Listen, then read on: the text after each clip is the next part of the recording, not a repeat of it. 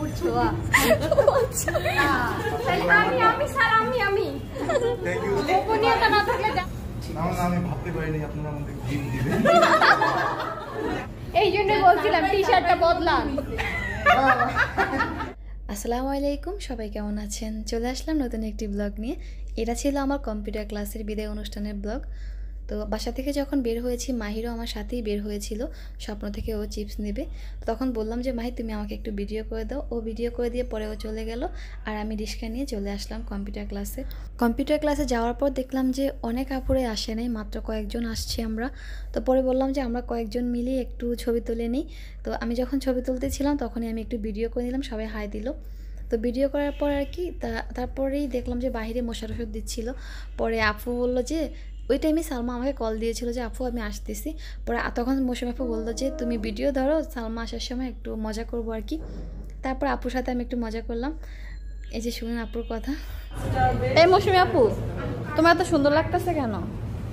কারণ আমি সুন্দর তাই। ও আচ্ছা।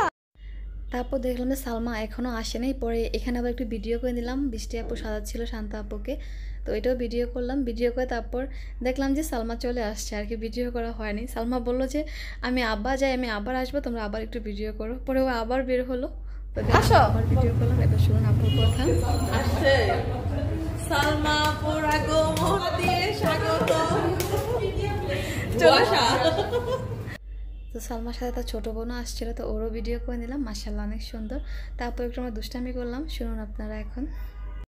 সালমা আপু আপনার রূপের রহস্যটা বলেন এখন। মাহি আপুর ছোঁয়া।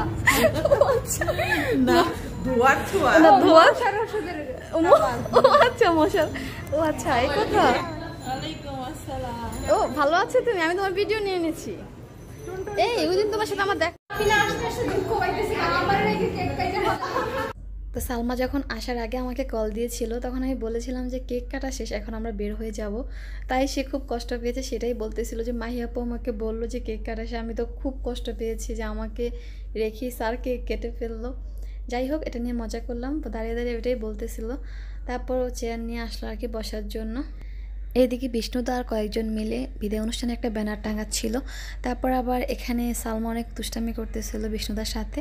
তখনই আবার চলে আসলো শাইলা আপু। তো শাইলা আপুর পরেই দেখি যে সবাই এক এক করে আসতেছিল, তো ওইটা একটু ভিডিও করলাম। তারপরে সালমা দেখি যে শাইলা আপুর সাথে ছবি তুলতেছিল, আমাদের সবার সাথে ছবি তুললো, মজা করলো।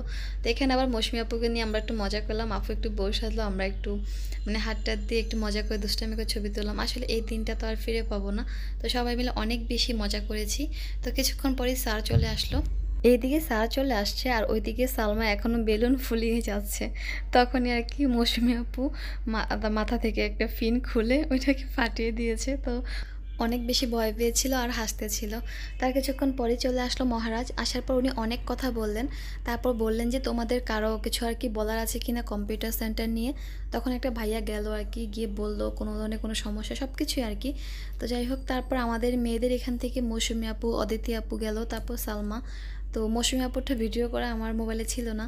তারপর বিষ্ণুদা কিছু বললো, তারপর আর কি আমরা চলে গেলাম সবাই মিলে কেক কাটার জন্য। কেক কাটার আগে স্যার আর বিষ্ণুদার জন্য আমরা যে উপহারগুলো এনেছিলাম সেগুলো দিয়ে দিলাম তাদের হাতে। দেওয়ার পর স্যার আর বিষ্ণুদা অনেক বেশি খুশি হয়েছে। তারপর আমাদের সালমা আপা আর কয়েকজন মিলে কেকটাকে কেটে নিল। পরে সালমা আপা স্যারকে কেক খাইয়ে দিলেন। আর ও তো দুষ্টামি একটু বেশিই করে সব জায়গায়। পরে বিষ্ণুদাকে বললো বড় করে হাঁ করেন, বিষ্ণুদাকেও কেক খাইয়ে দিল। এদিকে একটা ভাইয়া কেকটাকে ফিস করে কাটতেছিল, আর অন্যদিকে ইউনিস ভাইয়া স্যারের সাথে কথা বলতেছিল আর কি, যে স্যার গিফট মানে উপহারটা আমরা 4 জনে মিলে কিনেছি, আর বাকিরা কেউ এখন উপহারটা দেখে নাই। তো আপনি যদি এখন আর কি উপহারটা খোলেন তাহলে সবাই দেখতে পারবে, আর আপনার কেমন লেগেছে সেটাও আমরা জানতে পারবো। স্যার বলার সাথে সাথে স্যার রাজি হয়ে যায়, কেননা হ্যাঁ সবাই দেখবে, ঠিক আছে। তো স্যার এটা খোলে, আর এখানে কেকগুলো ফিস করাও শেষ, এখন সবাই কেক খাবে।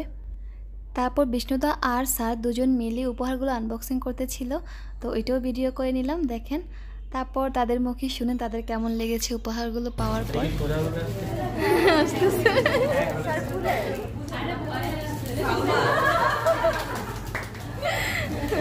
এটা অনেক সুন্দর একটা প্রাইজ আর কি। আমি খুবই অভিভূত, আপনাদের ধন্যবাদ। এগুলো দেন। ঘড়ি সবসময় আমার পছন্দের একটা জিনিস ছিল। আমি আমি বলছি আমি এখানে বৌদিমা ছিল,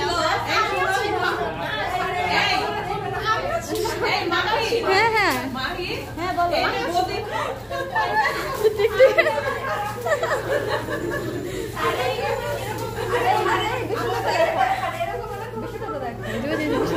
দেখো যাই হোক ভালোটাই বেশি। পড়েন পড়েন পড়েন পড়েন বিষ্ণু দা এখানে আপনি একটা কাজ করতে পারবেন, যে ওই কলমটা আছে না একটা কালার, এই যে এই কলমটা আপনি সাদা কাগজে কাউরে কিছু লেখা দিতে পারবেন, গোপন থাকবে, যখন লাইট মারবে তখন ওইটা লেখাটা উঠবে। হ্যাঁ হ্যাঁ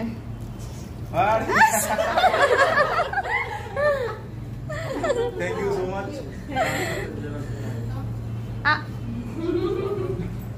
কি সুন্দর হয়েছে, আরেকটা সুন্দর লাগতেছে। হ্যাঁ স্যার দুইজনকেই সুন্দর লাগছে। মাশাআল্লাহ। স্যার আমরা জানি আপনারটা কাটানো লাগবে। না অনেক সুন্দর হয়েছে। এটা আপনার বক্স, এই যে কলম, এই যে কলম দেখিয়ে দাও। একই কালার, স্যারেরটা গোল্ডেন, এটা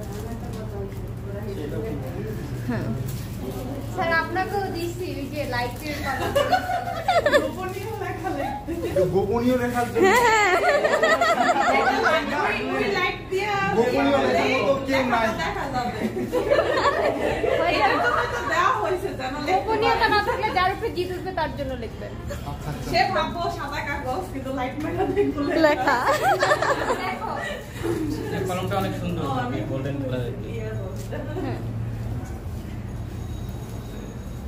আমি ভাবতে পারিনি আপনারা আমাদের গিফট দিবেন। আপনারা হ্যাঁ। আমাদের জন্য অ্যারেঞ্জ করেছেন, এই জন্য বলছিলাম টি শার্টটা বদলান। তো আমার সম্পূর্ণ ভিডিওটি আপনাদের কেমন লেগেছে অবশ্যই কমেন্ট করে জানাবেন। ভালো লাগলে লাইক দিতে ভুলবেন না, আমার পেজটি ফলো দিতে ভুলবেন না। তো আজকের মতো এখানেই, সবাই ভালো থাকবেন। আবারও হাজির হয়ে যাব নতুন কোনো ভিডিও নিয়ে। আল্লাহ হাফেজ।